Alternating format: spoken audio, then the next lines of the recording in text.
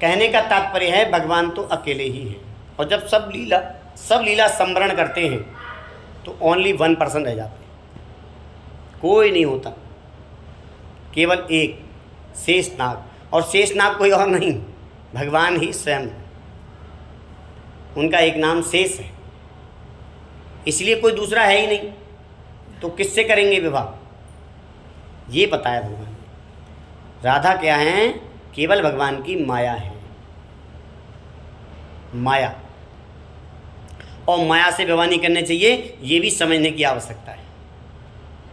क्यों माया क्या करेगी, माया कैसी होती है, ठगनी होती है, माया कैसी होती है, ठगनी होती है, चंचल भी होती है। माया को आज तक कोई जीत पाया? मैं एक प्रश्न आ गया यहाँ पर, चलो बता देता हूँ। एक बार का समय हुआ कि एक संत हुए मार्कंडेय ऋषि, सब जानते हैं मार्कंडेय ऋषि को सब लोग।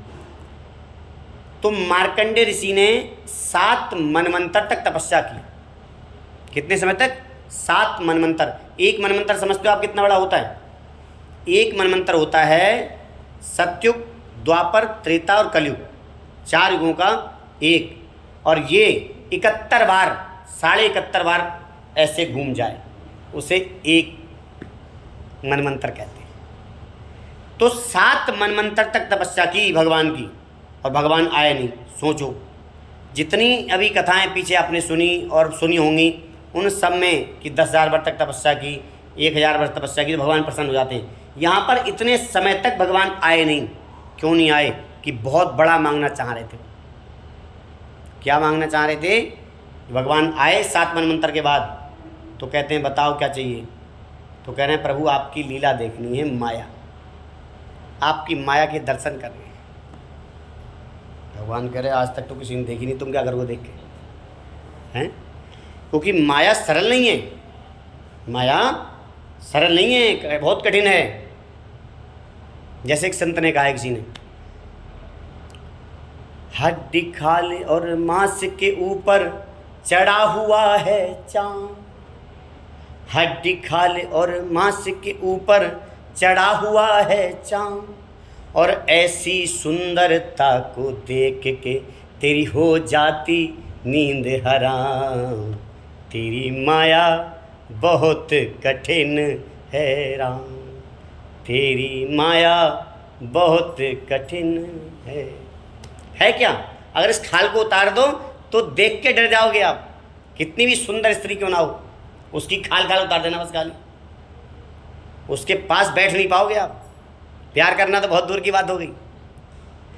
तो ऐसी माया है ईश्वर की, सब गंदगी इसी शरीर में है, फिर भी इसी शरीर से ही प्रेम है।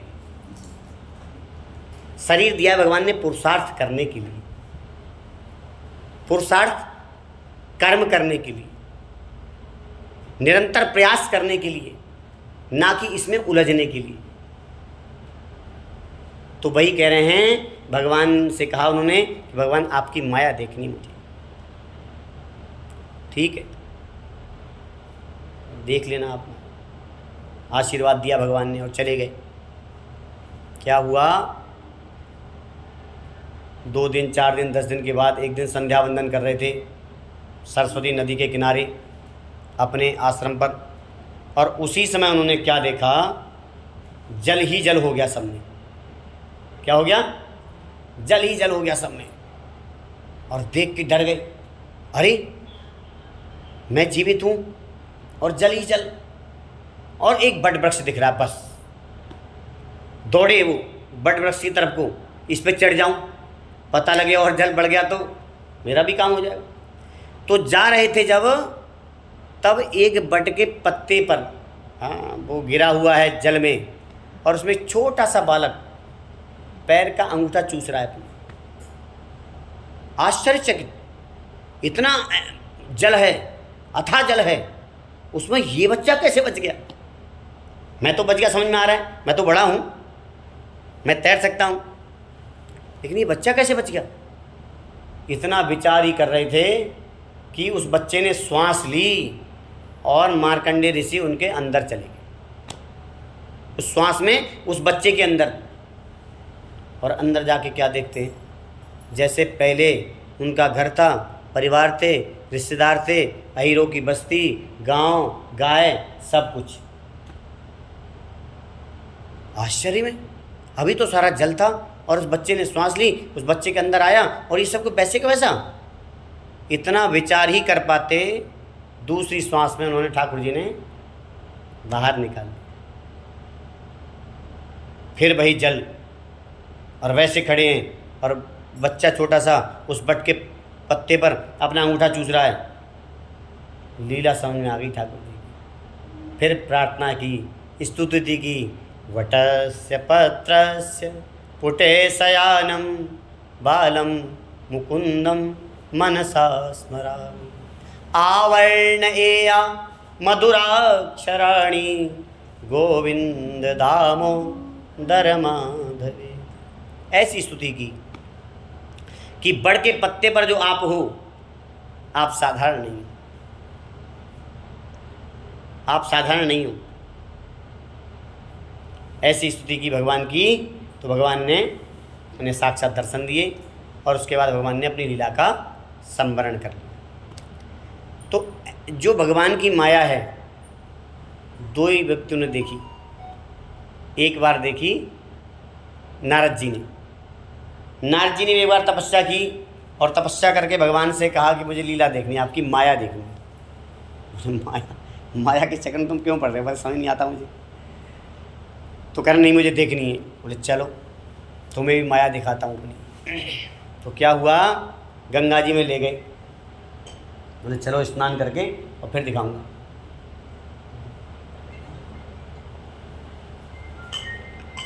तो गंगा जी ले गए और गंगा जी के किनारे अपनी खड़ाऊँ और वो सब झोली डंडा माला सब रखवा दिया और भगवान उनके साथ गए स्नान करने। जैसे ही डुबकी लगाई और डुबकी लगा के निकले तो स्त्री बन गए। नारद जी स्वयं स्त्री बन गए, भगवान तो वहाँ से गायब चले गए। और इतने वहाँ पर एक राजा आया, स्नान करने आया था। तो नारद जी जो स्त्री रूप बने हुए थे उनको देखकर मोहित हो गया।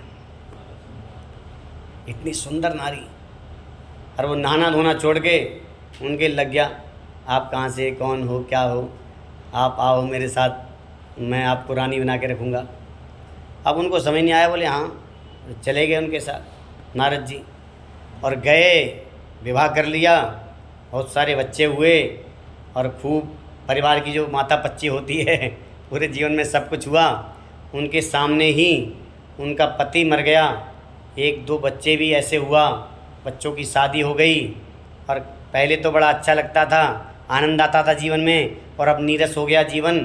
तो जब पति मरा तो गंगा स्नान करने आई और जैसे ही स्नान किया, डुबकी लगाई और बाहर निकले तो नारद जी भगवान प्रकट हो गए सामने। हाँ बताओ, देखी लीला। बोले ठाकुर जी क्षमा कर दो, आज के बाद नहीं कहूँगा, ये तो बड़ी भयंकर है। तो बोले कितना समय बीत गया। बोले कहाँ समय बीता, और पास में स्नान करने वाले थे। अरे महाराज कहाँ चले गए, तुम्हारे झोले डंडा ही पड़े हैं।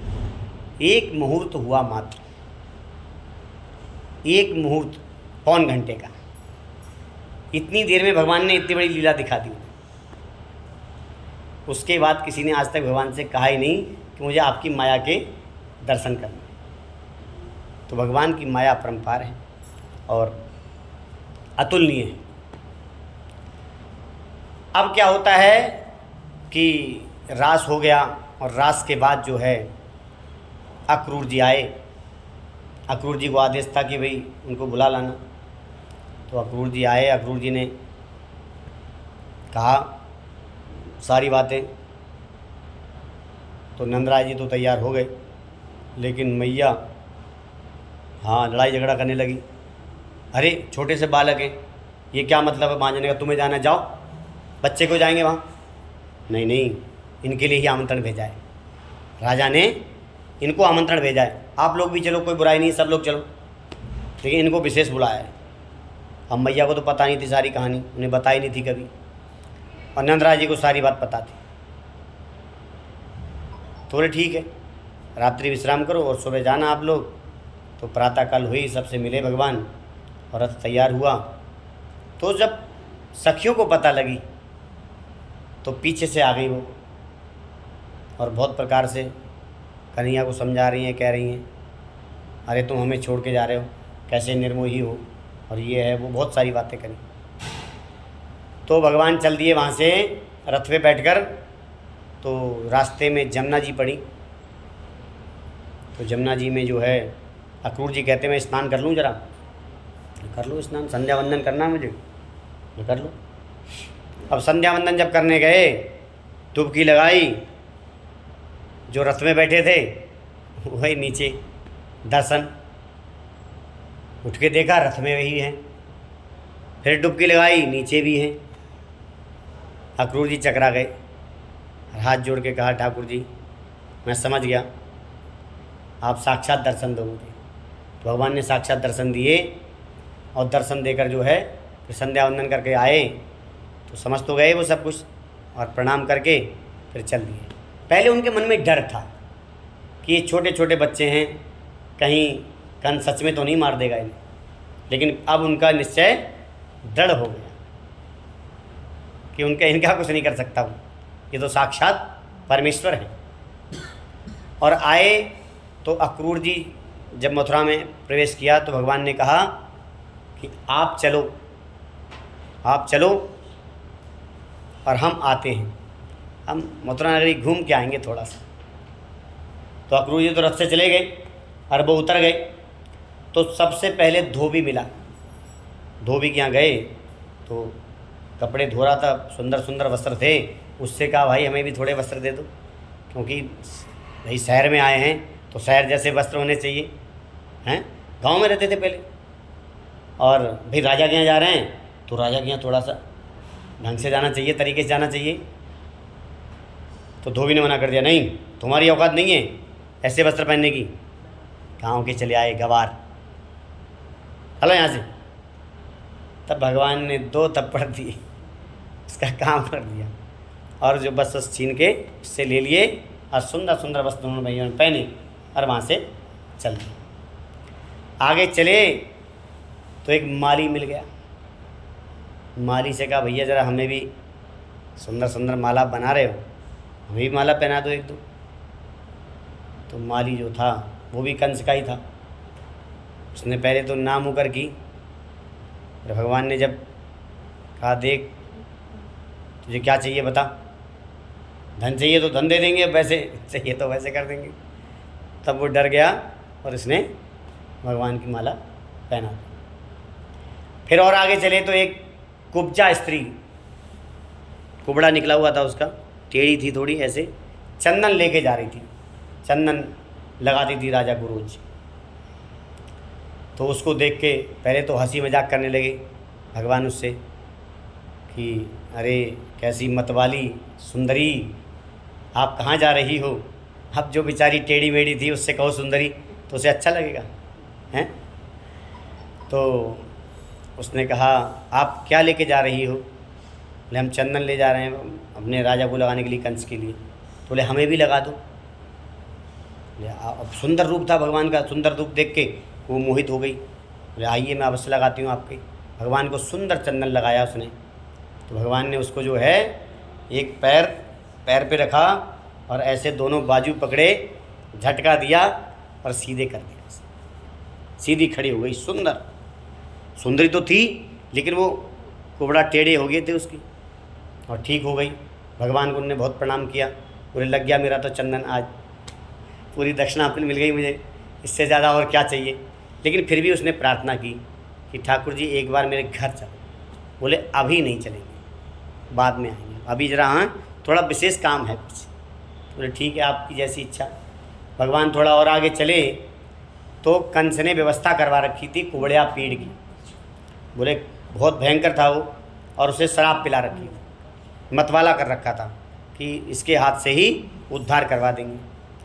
तो जब वो आया कुबड़िया पीर की बारी, भगवान वहाँ से रास्ते से चल रहे थे और भाई वो खड़ा कर रखा था। तो जो महावत था उसने इशारा किया थोड़ा, और वो शैतानी करने लगा। तो भगवान को उसने पकड़ लिया ऐसे, भगवान ने उठा के जो उसको घूंसा मारा सिर पे, एक एक घूंसे में प्राणांत हो, और उसका एक दांत उखाड़ लिया। क्योंकि हाथी का दांत जो है ना, बताते हैं बड़ा महंगा होता है। मरा हाथी लाख का, वो जिंदा हाथी लाख का, मरा हाथी 1.25 लाख का। 1.25 लाख का मतलब क्यों? उसके जो दांत होते हैं ना, वो शायद कुछ काम आते हैं या शो के लिए लोग रखते हैं। इसकी कीमत बहुत होती है। हाँ, कीमत बहुत होती है उनकी। हाँ, तो भगवान ने दांत उखोड़ लिया। दांत इसलिए उखेड़ा, ये दिखाने के लिए, प्रमाणिकता के लिए, कि तुमने हाथी को भेजा था ना मारने के लिए, क्या औकात है तुम्हारे हाथी। इसलिए दांत उखेड़ लिए और ऐसे रख के और हाथी की तरह चलने लगे फिर तो। हाँ, ऐसे और चल रहे हैं तो यज्ञशाला में पहुंच गए। वहाँ पर धनुष रखा, जिसके लिए यज्ञ कर रहे थे, धनुष यज्ञ रखा था ना, ये वहीं पहुंच गए। और वहाँ जाके कुछ उनके सेना नायक थे, मंत्री यंत्री थे, उन्होंने ज़रा बदतमीजी करनी चाहिए, तो भगवान ने उनको भी 2-2 घूंसे सबको सेट कर दिया। तो क्या हुआ कि वहाँ से भी आगे चले भगवान। तो मल्ल युद्ध के लिए उनने पहले ही तैयारी कर रखी थी। बोले यहाँ पर आएंगे तो मुष्टिक और चाणूर नाम के 2 मल्ल थे, और बहुत हाथी जैसे ही थे बिल्कुल। तो क्या हुआ कि जैसे ही वहाँ पहुँचे तो उन्होंने ललकार दिया, अरे मैंने सुना है कि तुम बहुत बलशाली हो, बड़े बड़े राक्षसों को मारा है, एक बार ज़रा हमसे भी तो हाथ मिला लो, हम भी देख लें, 2-2 हाथ हो जाएं, आ जाओ इधर, कितने बड़े तुम पहलवान हो। गुस्सा दिला दिया भगवान को। आ गए दोनों भाई, और जो कुटाई की उनकी, जो हालत ख़राब की, देख के सारे जनता खुश हो, तालियां बजाने लगी, भगवान कृष्ण की जय जयकार होने लगी। और ये देखा जब कंस ने, तो छत्रा डारी पे बैठा हुआ था, बहुत ऊंचे वाले, उस पर सिंहासन लगवा के, और वहाँ से भागने की कोशिश करने लगा। और भगवान ने कूद के जो पकड़ा, और जो उनकी लड़ाई हुई, मुँह से लाते मुक्के से, मामा जी थे तो मामा जी साथ थोड़ा प्रेम रहम कर दिया, आराम आराम से मारा, एक मुक्के से नहीं मारा, क्योंकि उनको ये न लगे कि एक मुक्के में मार रहे तो भाई पता नहीं कौन है ये। हाँ, तसल्ली से उन्हें मौका दिया, थोड़ा सा 1-2 घंटे हाँ मल्ल युद्ध होता रहा, और तब जाकर कंस का अंत कर दिया। और कंस का अंत होने पर सारी नगरी, मथुरा नगरी खुश हो गई, आनंद छा गया, भगवान कृष्ण के जयकारे लगने लगे। फिर भगवान ने जो है सबसे पहले अपने नाना को, उनके नाना भी बंधन में पड़े हुए थे, उनको भी नज़रबंद कर रखा था, उनको छुड़ाया, उनका राज तिलक किया, अपने माता पिता को आज़ाद किया, उनको भी नज़रबंद कर रखा था। और उसके बाद भगवान का उपनयन संस्कार हुआ। उपनयन संस्कार मतलब यज्ञोपवीत संस्कार। और फिर भगवान को पढ़ने के लिए भेजा दोनों भाइयों को संदीपनी जी के आश्रम में। उज्जैन गए हो कभी आप? उज्जैन में संदीपनी जी का आश्रम है, आज भी है। वहाँ गए भगवान पढ़ने, तो 64 दिनों में अल्पकाल विद्या सब पाई। केवल 64 दिनों में सारे शास्त्रों का अध्ययन भगवान ने कर लिया। तो जब अध्ययन कर लिया तो एक दिन क्या हुआ, गुरुकुल में जब पढ़ रहे थे, वर्षा की रात्रि थी, तो लकड़ियाँ लेने भेजे भगवान को माता ने, गुरु माता ने, कि लकड़ियाँ ले आओ भोजन बनाने के लिए। तो थोड़े चने दे दिए थे, और सुदामा और भगवान कृष्ण दोनों गए थे। तो बरसात तेज़ हो गई, वो अलग अलग पेड़ पे चढ़ गए, और रात्रि हो गई। दिन भर तो चलो कोई बात नहीं, तो अब वो चने जो है सुदामा के पास थे। तो हुआ ये कि कृष्ण ने कहा कि अरे सुदामा, तुम्हारे पास कुछ चने हैं ना? अरे वो तो गिर गए। अरे कैसे गिर गए? पता नहीं भाई कैसे गिर गए। फिर उसके बाद जो है वो चने जो है उन्होंने भूख लगी तो खाने लगे, और जब खा रहे हैं तो दांत कटकटा रहे हैं उनके। तो भगवान ने कहा, अरे ठंड लग रही है क्या? क्या हुआ, दांत कैसे कटकटा रहे हैं तुम्हारे? बोले ठंड लग रही है। अब कोई बात नहीं, अब बारिश शांत हो गई, प्रातःकाल हो गई, तो वापस आए। और उसके बाद जब विद्याध्ययन पूरा हो गया तो उसके बाद जब चलने लगे तो कहा, गुरुजी बताइए आपको क्या दक्षिणा दी जाए? गुरु दीक्षा की दक्षिणा देनी पड़ती है, हर एक काम की दक्षिणा तो होती है। तो संदीप जी उन्हें पहचान गए कि ये साधारण नहीं है। तो उन्होंने कहा कि क्या दक्षिणा दी जाए आपको? तो संदीप जी ने कहा कि हमारा बेटा जो है समुद्र किनारे संध्या वंदन करने गया था, तो किसी राक्षस ने उसको मार दिया, क्या हुआ भगवान जाने, वो आज तक लौट के नहीं आया। अगर आप ला दो ढूंढ के तो बड़ी कृपा हो। भगवान ने कहा अवश्य। तो भगवान गए पहले समुद्र में और समुद्र को बुगलाया। समुद्र से कहा, भगवान का, हमारे गुरुजी का बेटा आया था यहाँ स्नान करने, कहाँ है? तो समुद्र ने कहा मुझे तो पता नहीं, लेकिन मेरे यहाँ एक पंचजन नाम का राक्षस रहता है, शंख है उसमें रहता है, तो हो सकता है उसने निगल लिया। तो भगवान गए जहाँ पंचजन शंख था, उस राक्षस को मारा और पंचजन शंख को अपने साथ ले आए। उसके बाद यमलोक गए। यमलोक के द्वार पर भगवान ने पंचजन नामक शंख बजाया तो यमराज स्वयं आ गए उसकी आवाज़ सुन के। साधारण शंख नहीं था ना। तो आए, आके स्वागत किया भगवान का, पूछा कहिए मेरे लिए क्या सेवा है? भगवान ने बताया कि हमारे गुरुजी का पुत्र है और ऐसे ऐसे। तो उन्होंने उसको वापस कर दिया, बोले महाराज ये है और ले जाओ। तो भगवान उसे साथ लेकर आए और उन्हें सौंपा। इस प्रकार भगवान ने वहाँ से विदा ली और अपने घर चले। जब विद्याध्ययन हो गया भगवान का, तो जो है उसके बाद बताते हैं भगवान का जो है युद्ध हो गया बाणासुर से। एक बाणासुर नहीं, सॉरी, वो था यवन नाम का, कालयवन नाम का राक्षस था। राक्षस कहो, यवन कहते हैं, इसे हम आज मुसलमान कह रहे हैं, उन्हें यवन का दर्जा दिया गया है, मलेच्छ कहा गया है। तो पहले उनको मलेच्छ कहा जाता था। तो कालयवन था और उसके पास ऐसी शक्ति थी, वो किसी अस्त्र शस्त्र से नहीं मर सकता था। तो कई बार भगवान के साथ पहले उन्हें युद्ध किया था। तो अब भगवान जो थे उसको मारने के लिए युक्ति निकाली। क्या किया कि भगवान रथ में से, युद्ध में से छोड़ के भाग खड़े हुए। तब भगवान का एक नाम पड़ा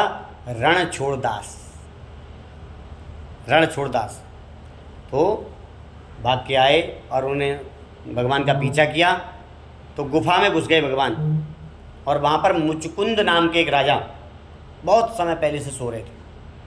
और भगवान ने अपना अंगरखा बोलते हैं इसे, अंगोछा भी बोलते हैं कई लोग, उपरना भी बोलते हैं, दुपट्टा ही बोलते हैं, या पीताम्बर, वो उड़ा दिया उस राजा को और स्वयं छिप गए। तो जैसे कालयवन पीछे से आया तो कालयवन ने उनके आके लात मारी। उनको लगा कि ये ढोंग कर रहा, भी आए देखो में से आगे आगे, सो कैसे सकता है। तो पैर से लात मारी जगाने के लिए। तो अब मुचकुंद जी बहुत टाइम पहले से सो रहे थे बेचारे। तो क्या हुआ कि उनकी आंखें खुली। तो उनकी आंखें खुलते ही जैसे उसके ऊपर दृष्टि पड़ी, वो जलकर भस्म हो गया। अब क्या था, मुचकुंद जी जो थे कब के थे? सत्युग के थे। अब सत्युग से भी और बहुत पहले क्या हुआ था कि देवासुर संग्राम में देवताओं के तरफ से उन्हें युद्ध किया था। तो युद्ध करते करते बहुत समय बीत गया और जब युद्ध समाप्त हुआ तो मुचकुंद ने कहा अच्छा जी मैं चलता हूँ तो इंद्र से। तो इंद्र ने कहा आप कहाँ जाओगे? बोले अपने घर जाऊँगा। और कहाँ जाऊँगा? बोले घर तो तुम्हारे कोई है ही नहीं। बोले है नहीं मतलब? बोले लाखों पीढ़ियाँ बीत गई तुम्हारी, लाखों पीढ़ियाँ, आप कोई पहचानेगा ही नहीं तुम्हें, घर से धक्का देके निकाल देंगे, क्या करोगे वहाँ जाकर? अब बोले ये तो बड़ा अपराध किया तुमने मेरे साथ। बोले क्या कर सकते हैं, आप यहाँ रह रहे थे ना, तो आपकी आयु यहाँ के हिसाब से कन्वर्ट हो गई। अब आप और कुछ अगर मांगना हो तो मांग लो, तो मुझे एक आशीर्वाद दे दो कि मैं अब थक गया हूँ ना, सोना चाहता हूँ। जो कोई मुझे उठाए, जो कोई भी मुझे उठाए, उसको दृष्टि मात्र से मेरी भस्म हो जाए, और मैं थक गया हूँ, आराम करना चाहता हूँ। तो वही मुचकुंद जी थे। अब उठे, तब फिर भगवान का दर्शन हुआ, भगवान ने उन्हें साक्षात दर्शन दिए और उनको धाम भेज दिया अपने। बोले अब तुम्हारा समय पूरा हो गया, तुम्हारी तपस्या का फल मिल गया और तुम्हारा ये कार्य था। यहाँ एक समझने की भी बात है थोड़ी सी। कहते हैं ना विधि का विधान, कहते हैं ना विधि का विधान। सोचो कब उन्होंने युद्ध किया और उसके बाद कब उनको आशीर्वाद मिला, और वो तब से सो रहे थे किसके लिए? किसके लिए सो रहे थे? उस काल यवन के लिए। इसे कहते हैं विधि का विधान। और हम कह रहे हैं ना जाने ये ऐसे क्यों हो रहा है, ये क्यों ऐसे हो गया, वो कैसे हो गया। तो ये विधि का विधान जो है, भगवान ऐसे ही रचते हैं, यही लीला है भगवान की। और इसके बाद जो है भगवान के शत्रु बन गए बाणासुर। बाणासुर कौन थे? कंस के ससुर जी, क्योंकि उनकी पुत्रियां जो है कंस को ब्याही हुई थी। उन्होंने जो है कई बार आक्रमण किया। अब भगवान जो है परेशान हो गए उनके आक्रमण से, उन्हें हरा के भगा देते। लेकिन वो होशियार इतना था कि ब्राह्मणों को पाठ करने के लिए बिठा के आता, जप करके कि मेरी विजय हो, मैं हारूं नहीं। अब भगवान मजबूर इस बात से थे कि अगर उसको हरा दें, उसको दंड दे दें, तो ब्राह्मण जो है बेचारे मारे जाएंगे कि उनका वो कार्य ठीक से नहीं कर रहे हैं, और ब्राह्मणों का मान भगवान सबसे ज़्यादा रखते हैं। अब भगवान मजबूर हो गए, तो क्या किया उन्होंने? पूरी मथुरा को कहा भैया अब यहाँ से जो है पलायन करो। पलायन करके कहाँ ले गए? पूरी द्वारका। फसाई समुद्र से जाकर उन्होंने प्रार्थना की कि समुद्र जो है हमें थोड़ा स्थान दे दो रहने के लिए। तो कितना स्थान दिया? 108 किलोमीटर, 108 किलोमीटर स्थान। आज जो पूरी द्वारका, वो पूरी द्वारका नहीं है, वो तो जल में समाहित हो गई। तो जल ने इतना स्थान दिया समुद्र ने, और वहाँ जाके भगवान रहे, वहाँ जाके भगवान ने अपना राजकाज बसाया, समाया, और बहुत सारे शत्रुओं का संहार किया। और कल आप श्रवण करेंगे रुक्मिणी विवाह, किस प्रकार से भगवान के विवाह हुए, कैसे कैसे भगवान की जो है विवाह हुए हैं, इसके बारे में, और कितने पुत्र हुए, ये सब कथाएं आप कल श्रवण करेंगे। जय श्री कृष्ण।